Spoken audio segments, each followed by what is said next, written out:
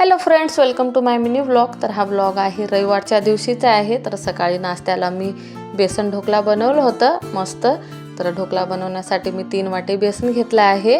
चवीप्रमाणे मीठ, हळद, थोडं लिंबूचं रस टाकला आहे आणि थोडं पाणी टाकून आता मी बेसन छान पीठ तयार करून घेत आहे।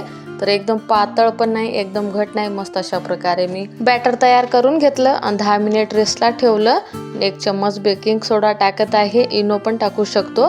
बेकिंग सोडा टाकून छान मिक्स करून घेतलं आणि एका भांड्याला तेल लावून घेतलं आणि पूर्ण बेसन त्याच्यामध्ये टाकून आता मी शिजायला ठेवत आहे ढोकला। तर 15 ते 20 मिनिट मीडियम फ्लेमवरती शिजू देते मी। तर मस्त ढोकला झालेला आहे। तर आता मी तडका लावत आहे। तडकासाठी मी 1 चम्मच तेल घेतलं, 1 चम्मच मोहरी, 4-5 हिरवी मिरची, कढीपत्ता वगैरे टाकून अर्धा ग्लास पाणी टाकलं, 2 चम्मच साखर आणि अर्धी चम्मच मीठ टाकलं आणि पाणीला छान एक उकळी येऊ देते। तर आता मी ढोकला काढून घेत आहे एका प्लेटमध्ये। तर पाहू शकता तुम्ही मस्त एकदम स्पंजी झाला आहे। तर मस्त कट लावून घेते मी, वरून तडका टाकते नंतर मस्त। तर मस्त खूप छान झालं होतं ढोकला माझं।